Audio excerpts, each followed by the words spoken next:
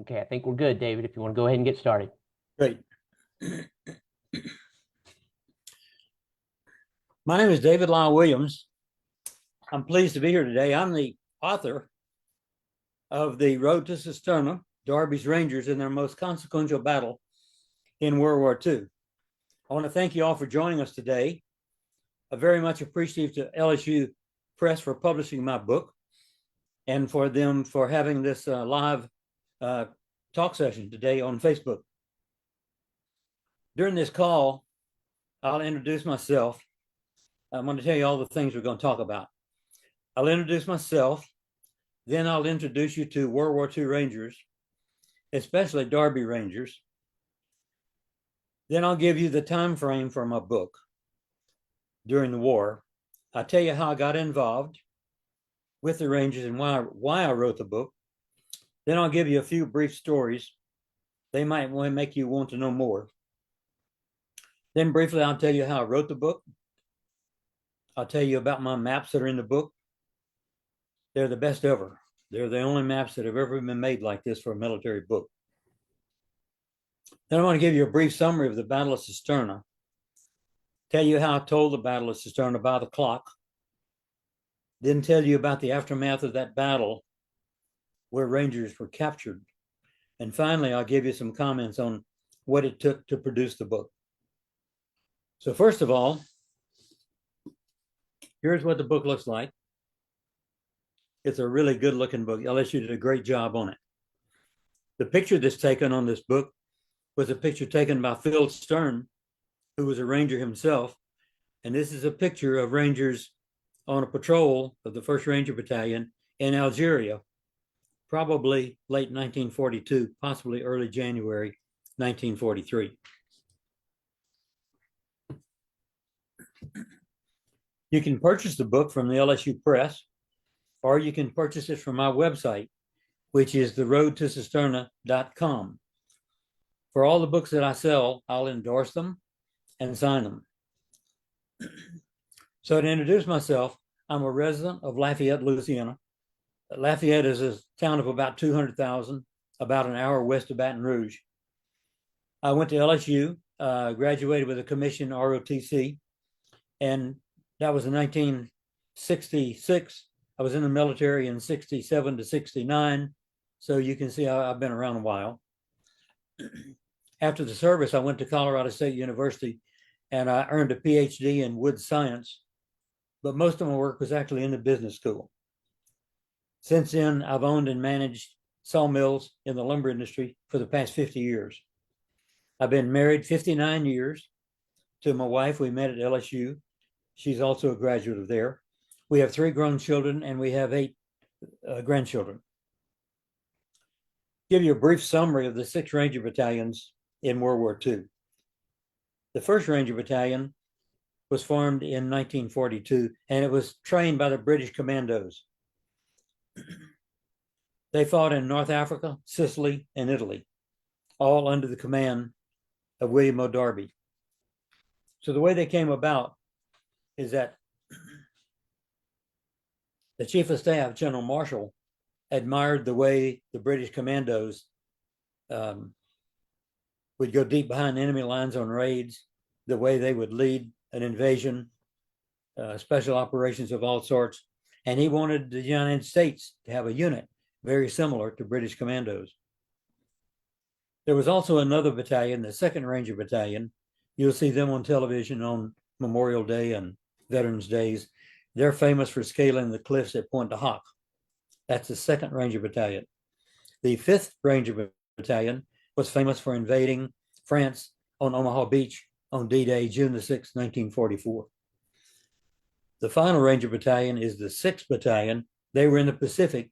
Sometime not a lot of known is about them, though a couple of books have been written, a movie made. They're famous for executing a raid to free 500 POWs who were about to be executed by the Japanese at a camp called Cabanatuan. Now I want to set the time frame for my book. Most of you know about Pearl Harbor happening on December the 7th, 1941. And you know about the invasion of Normandy on June the 6th, 1944. there's a 2-year span in between where not much is known about it, not too much is said about it. During that time, the U.S. was fighting the Japanese in the Pacific, and the U.S. was building plants, armaments, tanks, planes, trucks, raising an army and training them. Also during that time, the Germans were invading countries in Europe. They were bombing London. The Germans had invaded North Africa and captured the oil fields down there that the British had been controlling. And the British had been fighting the Germans in North Africa since 1940. The Russians and the British both wanted the U.S. to attack across the English Channel to attack the Germans in France, but the U.S. wasn't ready. So during that 2-year period, we got ready. Instead of crossing the English Channel, we raised an army and sent it down to North Africa. The 1st Ranger Battalion led the attack there, where we fought in Algeria and Tunisia, and then in Sicily and Italy to kick the Germans out of there prior to Normandy. When somebody asked who was Darby, well, his name was William Orlando Darby. He was from Arkansas. He was a West Point graduate. And when he was tapped to lead the 1st Ranger Battalion, he was a mere captain. He was handpicked. He did a masterful job. Most of the Rangers said they were more afraid of him than they were of the Germans. He was that kind of leader. The Rangers' first action was at Dieppe, France. They decided to pull a raid across the English Channel into Dieppe to see if we were ready to invade France. There were about 4,000 British and Canadian commandos on the raid, along with 50 U.S. Army Rangers. It was not a success at all. There were many casualties. In fact, it was almost a total disaster. The Rangers themselves had 20% casualties, a casualty being defined as someone who is either killed, wounded, or captured. One of those killed was Lieutenant Edward Lucelot, native of Louisiana and LSU graduate. He was the first American soldier killed in ground combat on the European continent. One of the errors I corrected in my book is his name. Most authors called him Edwin. I have no idea where they got that name, but in many books he's referred to as Edwin. His name is Edward, and I correct that in the book. Now, why is Cisterna important? Important enough to be in the title of the book. The name of the town was Cisterna di Littoria. After the war, they renamed it Cisterna de Latina. A small town about 30 miles south of Rome. Why is it consequential? It's consequential because it was the final battle for Darby's Rangers. All 3 battalions were wiped out at the Battle of Cisterna. With that background, let me tell you a little bit about how the book came to be. My uncle, James B. Lyle, enlisted in the Army in 1935. He was a sergeant in 1941, and he went to Officers Candidate School at Fort Benning to become an infantry officer. When the Japanese attacked at Pearl Harbor, they closed the class down, pinned the gold bars on the men, and sent them back to their unit. His unit was then sent to Northern Ireland. And so when the 1st Ranger Battalion was formed, he was one of the first officers to volunteer. He became a company commander with the 1st Ranger Battalion in North Africa, Sicily, and Italy. He was quite a decorated man. For me, this all started in October 1950. I was 7 years old. The phone rang one day and it was Western Union calling to deliver a telegram. That's how they did it in those days. And then a taxi cab would come bring it to your house. My uncle, then Major James B. Lyle, had a telegram call, said he was missing in action in Korea. His unit had jumped behind the North Korean lines to try to capture the government, and his parachute fouled. He was seriously injured. He survived, but he was in a hospital for 2 years recovering. The Army let him stay on active duty because of his World War II record, so long as he could pass the PT test every year. And he did that even though he was in pain for those 30 years that he served. That one phone call made such an impression on me when I was 7 years old that I adopted my Uncle Jim Lyle as my idol for the rest of his life. Fast forward now to 1968. I was on active duty. I'd been commissioned to LSU. I was at a fort in Virginia, and we visited my Uncle Jim down in Raleigh. He'd never talked to family or friends about any of his things he had done in the Rangers or much in the war. He always talked about the fun stuff. They had jokes about it. For some reason, he picked me to talk to. We spoke often for the next 15 years. In his stories, he never said I. He never said me.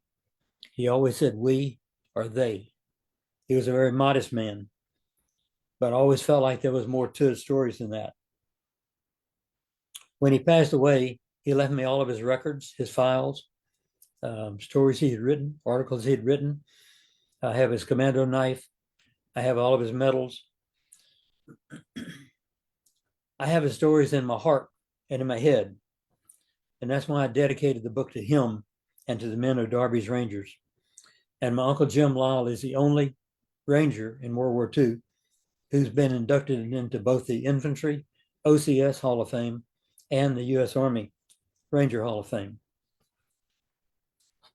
The medals behind me speak to the man: Silver Star, Bronze Star, Soldier's Medal, Legion of Honor, Purple Heart, numerous arrowheads for invasions, and clover leaves for multiple decorations. To honor him, I went to one of the Ranger reunions to see if I could meet some of the men he served with. I met Colonel Roy Murray, who commanded Darby's 4th Ranger Battalion all through the war. I'll never forget meeting Warren Evans. The men called him Bing, after Bing Crosby, because he could sing. He functioned as Darby's sergeant major, and he received the first battlefield commission in the American Army in North Africa. Bing took me under wing. He knew my uncle. He remembered him. He knew his reputation, and he introduced me to a number of these men. One of those I met was Ken Markham.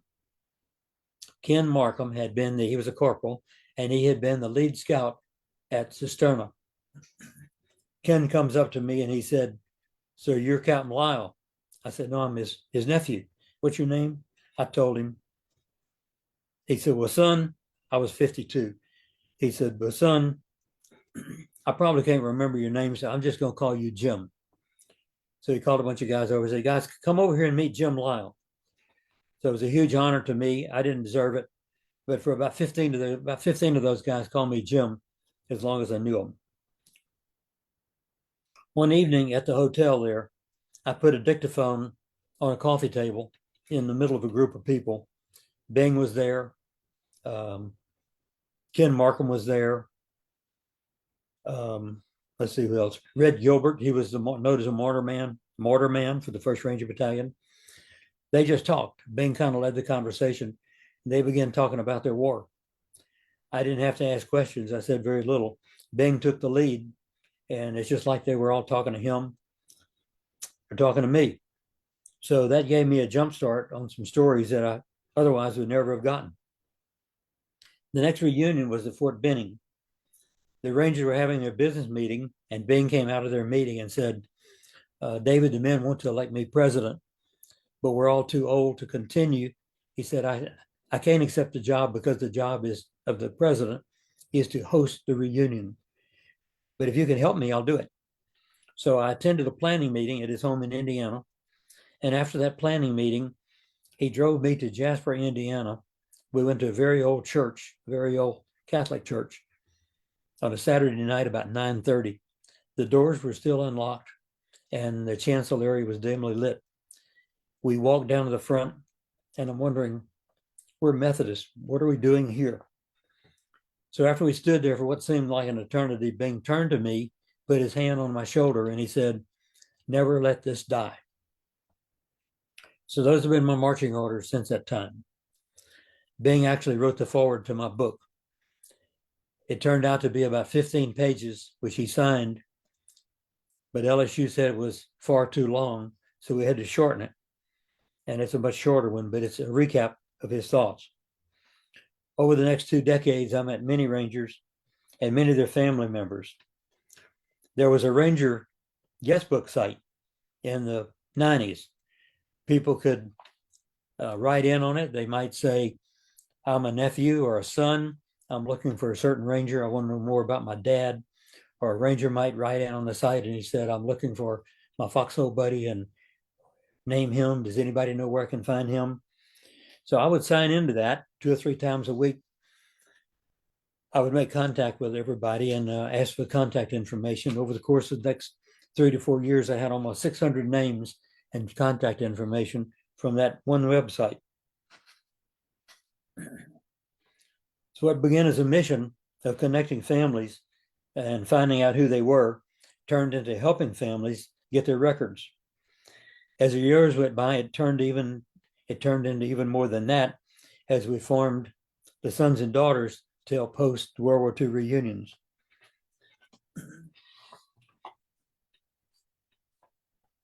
A few of the stories that I got from these men have been published.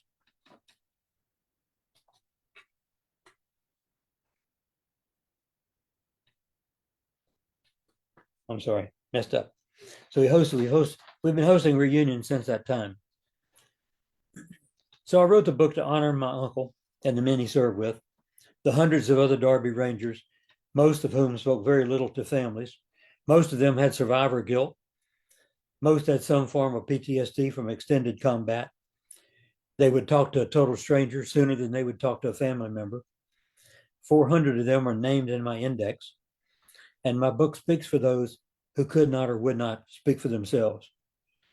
In 2011, the Sons and Daughters consolidated with the Ranger Battalion organization and became the descendants of World War II Rangers, a 501c3 nonprofit foundation. We've got connections to the 75th Ranger Regiment and to Ranger veteran organizations to honor our veterans. In 2020, I sold my business, and my wife said, if you're going to write a book, you better get busy, or you're going to be too old. You already know how old I am. So it took me 4 years to write it, and it took another 1.5 years to produce it after LSU said okay. Most of my stories were from enlisted men, privates, corporals, and sergeants. I wanted to tell their stories. Many had yet bottled up inside. Most military books are told from the top down. They're told by officers, they're told by generals, or by historians. I wanted the Rangers to speak for themselves. So that's the format I chose. In other words, most of their stories are told as direct quotations in my book. 160 men speak. One of those men was Private Zelly Deneen, and I'll tell you briefly his story. His daughter was one of those who signed in on that Ranger guest book site. She said, my dad's confused. I can't tell much about what he did, but I'd like to know. So I contacted her, I called her, and we spoke, and I asked her if I could talk to her father. So I did.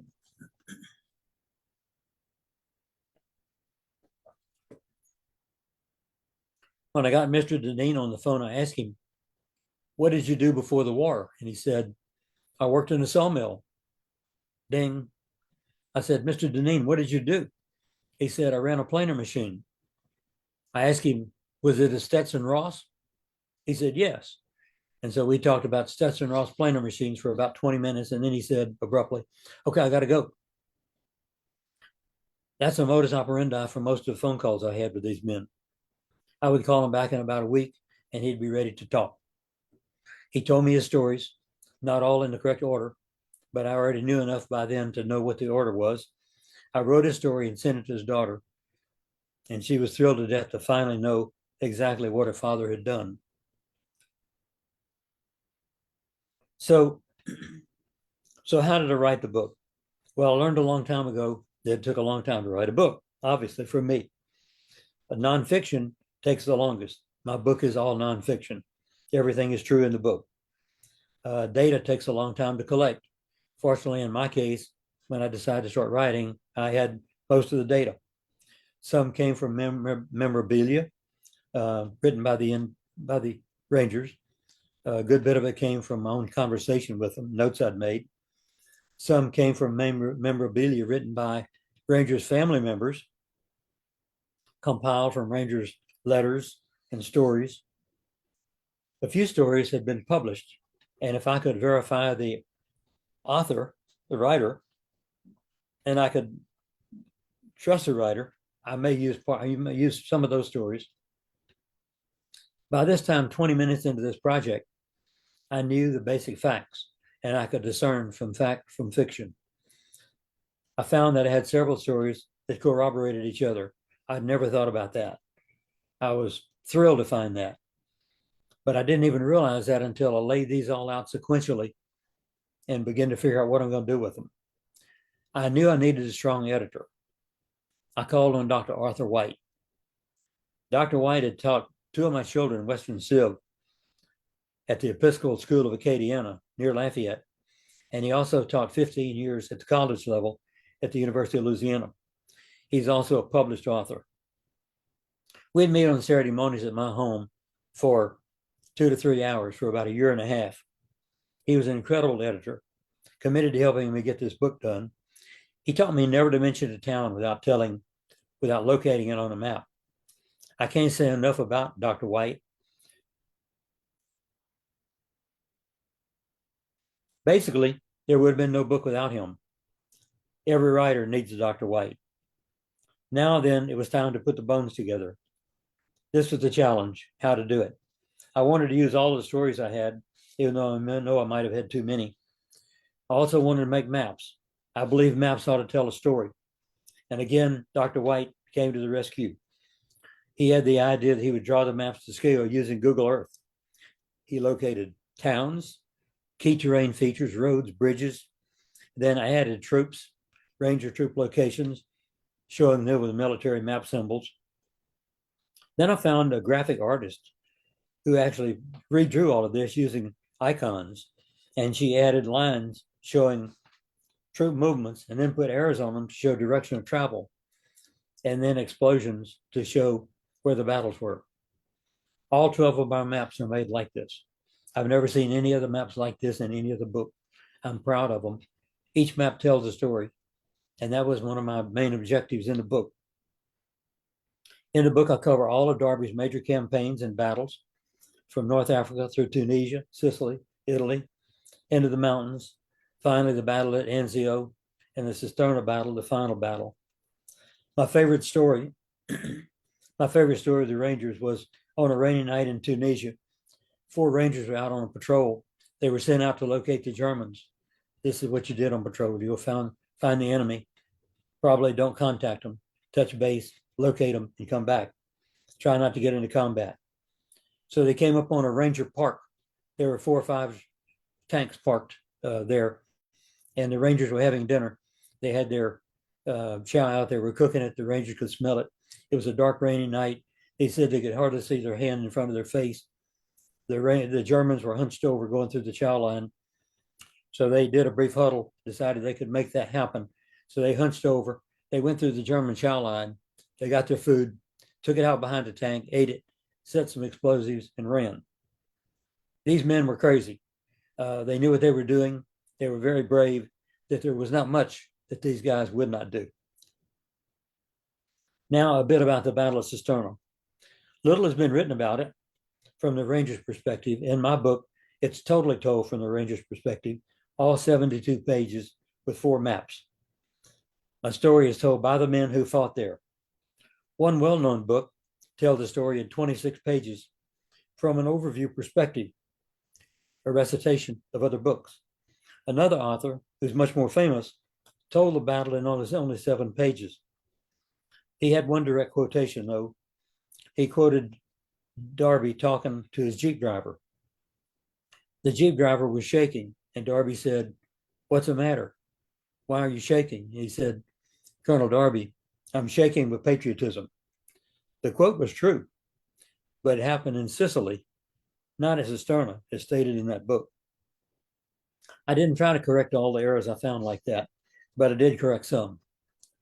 I would never claim that my story of the Cisterna battle is perfect, but it's told by 42 men who fought there.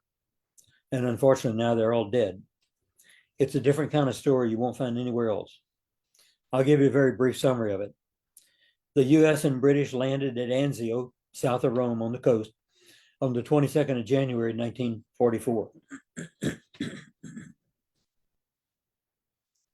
Throughout my book, I use military times and dates to give a military flavor to the book, though I do not use any jargon, so it's easy to understand. I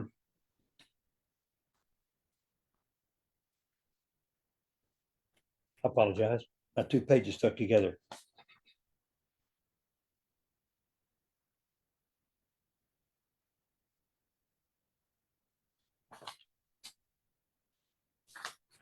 Sorry about that. So the Rangers landed at Anzio and on the 22nd of January, and within a week, General Mark Clark, who was the U.S. commander, decided he needed to capture Cisterna on his way to Rome. Clark wanted Rome so bad he could taste it. He wanted the credit, and he wanted to get there before the U.S. got to Normandy, which he did accomplish. He took enormous risk at the cost of Ranger lives. He wanted Cisterna because it was all the crossroads went through there, and also the main north-south line. So on January the 30th, the 1st and 3rd Ranger Battalions formed up in single file, 15 feet apart. And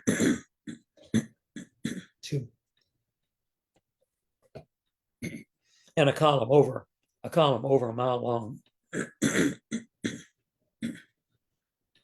They crept through a series of ditches and canals, trying to reach Cisterna before daylight.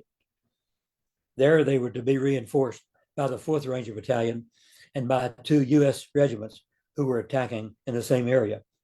It was not to be. In the 8 days since the Rangers landed in Anzio, the Germans had reinforced with over 70,000 troops. And when daylight came, the Rangers found themselves in the middle of a German encampment, surrounded, almost 100 to 1. The Rangers fought all day until they ran out of ammunition, and then they had to either surrender or die. I state that the main loss at Cisterna was due to the intelligence failure, and it was one of the worst intelligence failures of the war.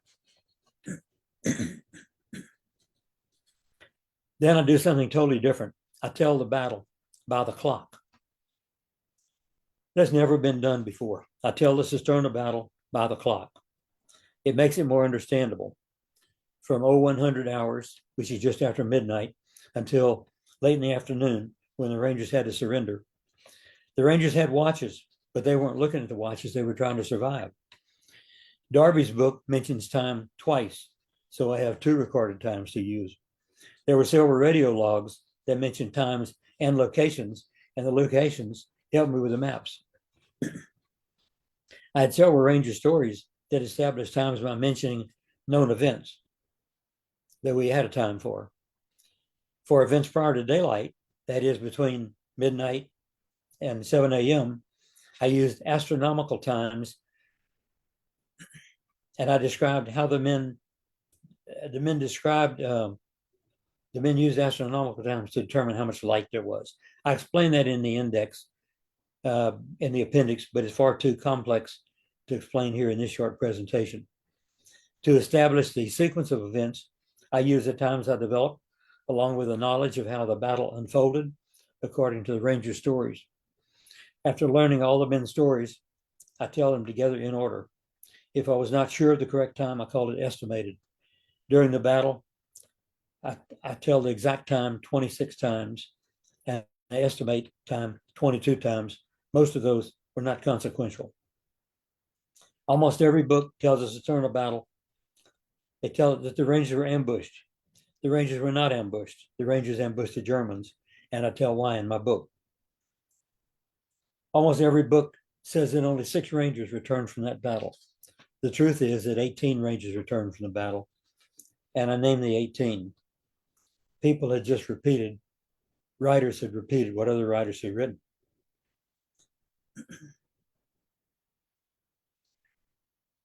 The 4th Ranger Battalion, who was also attacking, was reduced by half in that fight.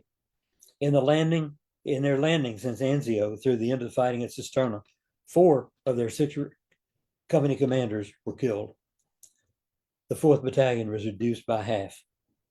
With records from National Archives, we now have more correct data than early authors had, who just repeated others' mistakes, reciting what somebody else had written.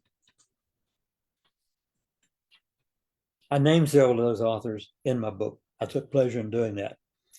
But my book doesn't end with the loss of Cisterna. Over 600 Rangers were captured, and I tell their stories. I tell their time as prisoners of war. I tell the times that they escaped from encampments before they were shipped off to POW camps. I tell of escapes from moving railroad cars. I tell of escapes from prison camps after they got there. There was a forced march at the end of the war when the Germans were trying to get the guys away so the Russians wouldn't capture them. It was a forced march in the worst winter in 50 years. Men escaped from that. I tell those stories. You'll be proud of these Rangers and amazed at what they would do to survive. Now, a bit about the process. After submitting my book to LSU for review, 2 experts in the field did the review, and I was asked to comment on each one. Each one had about 2 dozen comments about my book, and I had to either accept or reject at my own peril. After a few weeks, it was done.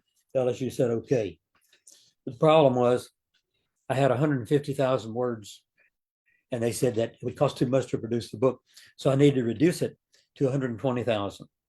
So over a few weeks, we did that. Again, Dr. White to the rescue. He said we needed to edit for brevity, which we did. We got down to 124,500 words. I said, that's the best I can do. And they said, okay. Then LSU hired a copy editor. I had no idea what that was, but it was another thorough review.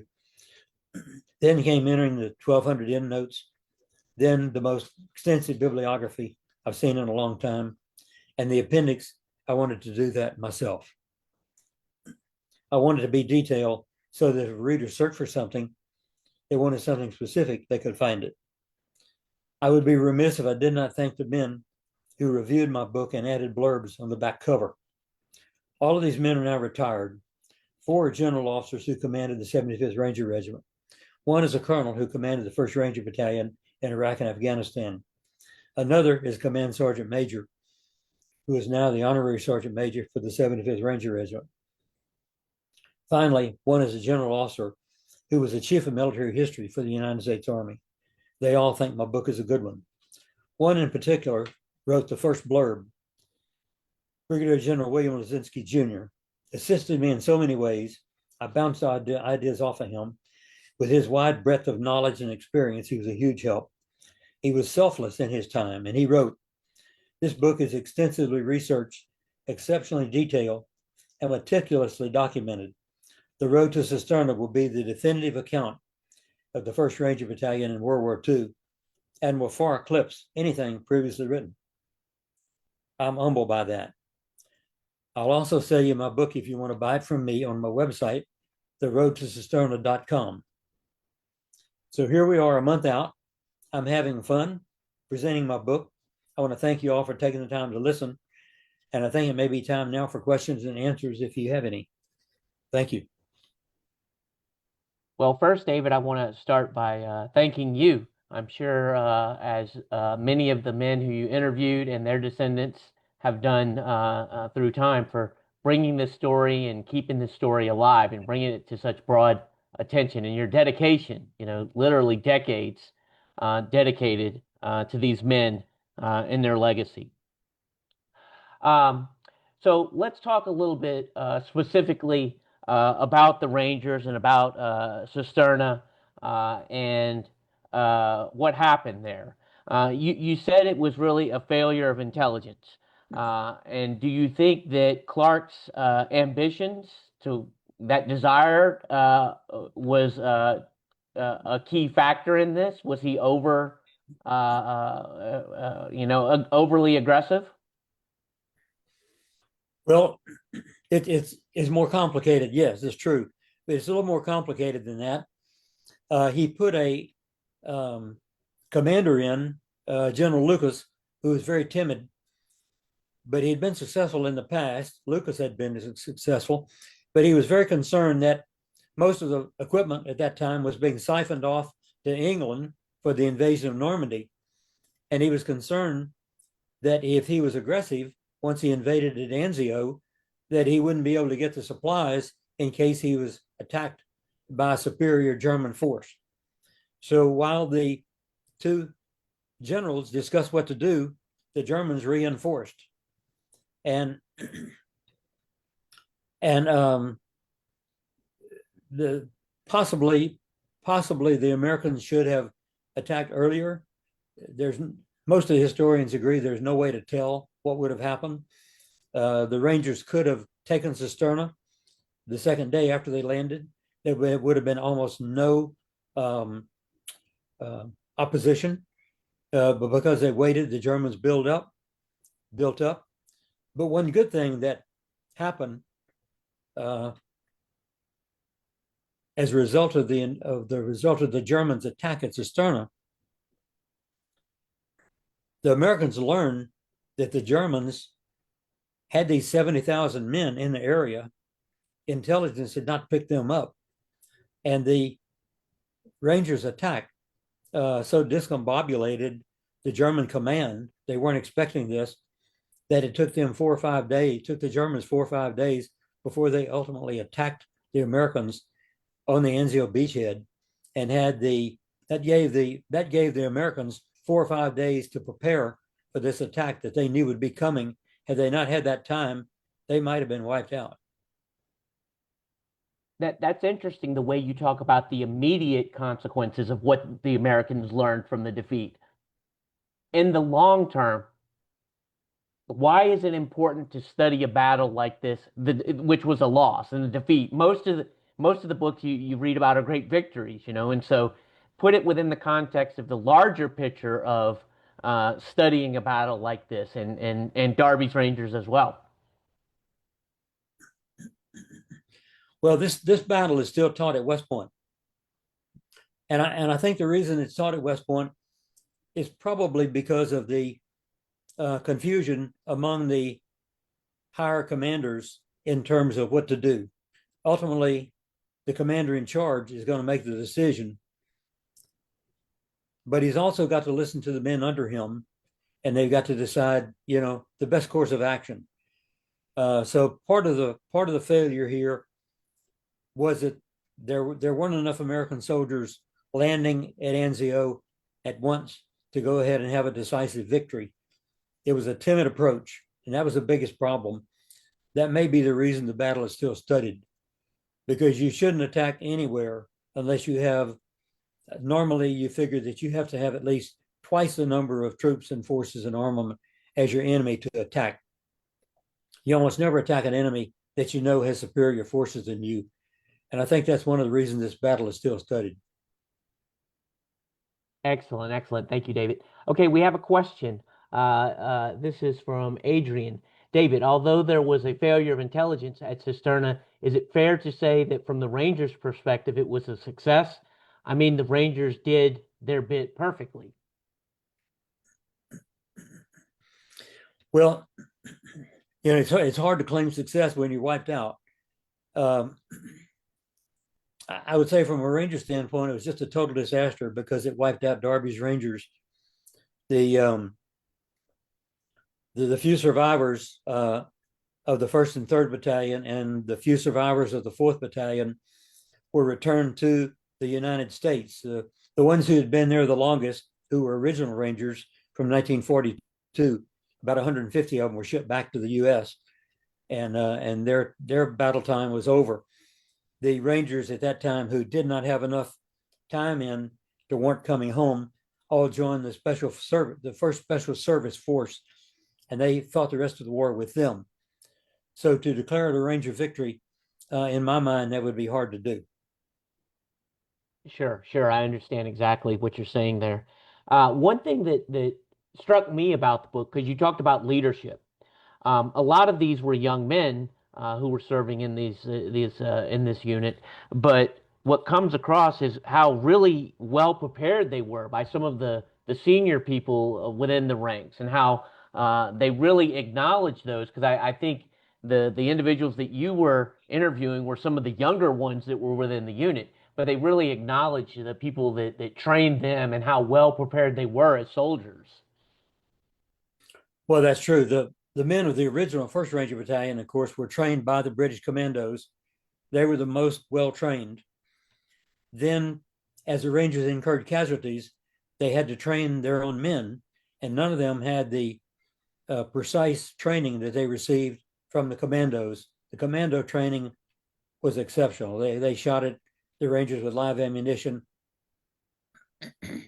They basically, the Rangers said the commandos tried to kill them if they could. So when they finished that training, they were as tough as you could ever imagine. From then on, whenever the Rangers found replacements, they had to train them themselves. As it happened at Cisterna, and I talk about this in my book, there were only a handful of the officers and a handful of senior enlisted who had been trained originally by the commandos. The rest of them had either been killed or wounded. And so there were like 4 or 5 officers and just a handful of enlisted men who had become officers who were originals. And then as that battle unfolded, before daylight, the commander of the 3rd Ranger Battalion was killed. The commander of the 1st Ranger Battalion was seriously wounded about daylight. And so here were these 700 men without commanders. There were questions about who was in charge. So in the 3rd Ranger Battalion, 2 captains had a fist fight. We believe it was over trying to determine who should be in charge. I kind of blame Darby for not having a more solid chain of command for the 2 battalions. In the 1st Battalion, there was a question whether a Captain Schunstrom or a Captain Sam were in charge. It was reported that they argued about that during the battle, and I talk about that in my book. When the battle was over, Captain Schunstrom wrote a report of action saying that Sam was in charge, but when the Rangers were all captured, they were both captured. The Germans apparently decided that Schunstrom was in charge. So there was confusion in the ranks, and this hurt because they were so heavily outnumbered. The fighting was so severe, they just couldn't get their act together. I know other historians have questioned what would have happened had the 2 senior commanders not been knocked out. Would that have made a difference? And I think the conclusion rather, is that because they were so heavily outnumbered, they could not have won the day, even if they had had the 2 battalion commanders with them, unless they had decided to just withdraw early. But they couldn't withdraw. Nobody would withdraw because Darby had given the order, and there was nobody there to redact his order. Well, you talked about the training. What about the the training that they got in North Africa? I mean, that certainly prepared them, must have prepared them, and very quickly for what they would have faced ahead of them. Well, yeah, they fought in Algeria, and then they had the heavy fighting in Tunisia, and they had a lot of casualties. And after Tunisia fighting, they took a train down to Nemours in Algeria. At Nemours, it's on the Mediterranean coast. And there they expanded the 1st Ranger Battalion and formed the 3rd and the 4th, and they did their own training. So the cadre, the sergeants and the officers from the 1st Battalion, trained all the other new men. And basically what they did then, they 2 companies from that's how to explain it. There were 6 companies in the 1st Ranger Battalion. 2 of them remained with the 1st. 2 of them became the cadre for the 3rd Battalion, and 2 companies became the cadre for the 4th. So it split up the leadership. And then so there were 4 companies in each battalion that were all brand new. So had a lot of brand new men then. And they had fighting in Sicily, not too many casualties there, but they had a lot of men knocked out from malaria. And then the fighting In Italy, all of the fighting in Italy, the heavy casualties, and in some cases they just couldn't replace men fast enough. When they actually got to Anzio for the invasion, they estimated there 40% of the men in the Anzio invasion had just joined the Rangers just prior to that. That's why during the story of the battle, I tell stories of some of the men just sat there in a foxhole, not even moving. They were just petrified with everything going on around them. They couldn't fire their weapon. They just laid there on the ground. This is typical of men who are not prepared. So that was part of the problem. They had so few men at the Cisterna battle who had had the training they needed to know what to do. Thank you. Yeah, certainly. Um, you talked a little bit about the immediate consequences of what they learned from the loss at Cisterna, but what about the where the battle fits within the larger picture of the war and what was happening in the war and the direction of the war?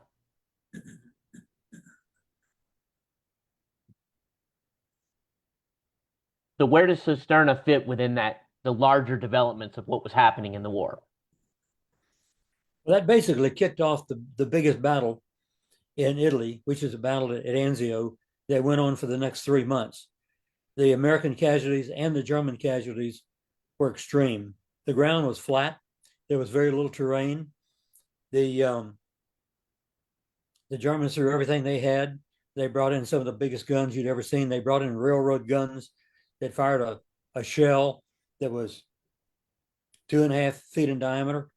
These railroad guns could fire a shell 26 miles. The Americans finally had air superiority, but on the ground, they just couldn't bring in men fast enough. So the fighting was back and forth for 3 months until the Americans finally prevailed. And the reason was because the Americans could produce tanks and turn out men faster than the Germans could. We had more men. We could just keep feeding them into the fight. And we had more ammunition, more tanks, more trucks, more guns that we could replace ours faster than the Germans could. And ultimately, that's why we prevailed in World War II.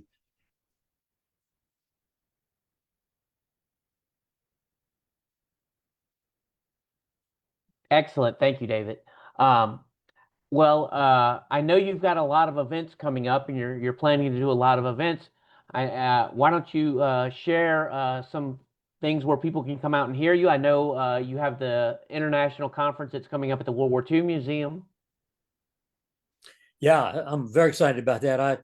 I thought, well, maybe I might get invited to the World War II Museum in 5 years. But 2 weeks ago, I got an email and we had a Zoom call. And so they asked me to come there for November 30th and talk about Rangers in Tunisia. So I'll get to present my book there in a short presentation. Very excited about that. And it'd be a lot of publicity for my book. Getting to honor these men, tell their stories again. I've also received an invite to go to the World War II History Roundtable, which is in Minneapolis. And they program their events out a year in advance. And so I'm going to be on their program October the 27th, 2026 for a 4-day event there. I've been invited to go to Ranger muster at Fort Benning in June to speak to them. That's when all the Ranger veterans come in for Ranger Rendezvous. That's when all of the Rangers from different locations come together. They come in airborne, they parachute in. It's a time for a change of command of the regiment. Sometimes they have a Ranger graduation from Ranger School. Sometimes they have a Ranger Hall of Fame ceremony. There's always a lot going on. So it's going to be a fun time to be there. Usually the last question that we ask the author is, what are they working on now? But I know what you plan to be working on, and that's why I gave you that opportunity I know you're going to be on the road for the immediate future, continuing your mission to share the story of the Rangers. That kind of wraps it up, David. If you want to go ahead and wrap things up or tell everyone goodbye and maybe tell them one more time if they want to order the book, a signed copy directly from you, where they can get that. You bet. So my website is, you can find it, it's http colon https colon forward slash the road to Cisterna.com. That's my website. You see my pretty picture there. You can scroll down. You can see the place to buy. I sell them for $47.95 delivered anywhere in the U.S., the lower 48. And I pay the sales tax and shipping. And I'd be thrilled to death to send you one of my books. The blurbs that I mentioned are on the back of the book. I think you'll all enjoy it. They're not hard to read. They're pretty straightforward. Love to have you buy my book and read it. And I'd love for you to get back to me and tell me what you think about it. And I just very much appreciate this opportunity to speak to all of you. And if you want to send me an email, you can do that. I'm at davidwilliams.rgr@gmail.com. Be happy to hear from any of you who want to email me. That pretty much wraps it up. James, thank you. Thank you, David.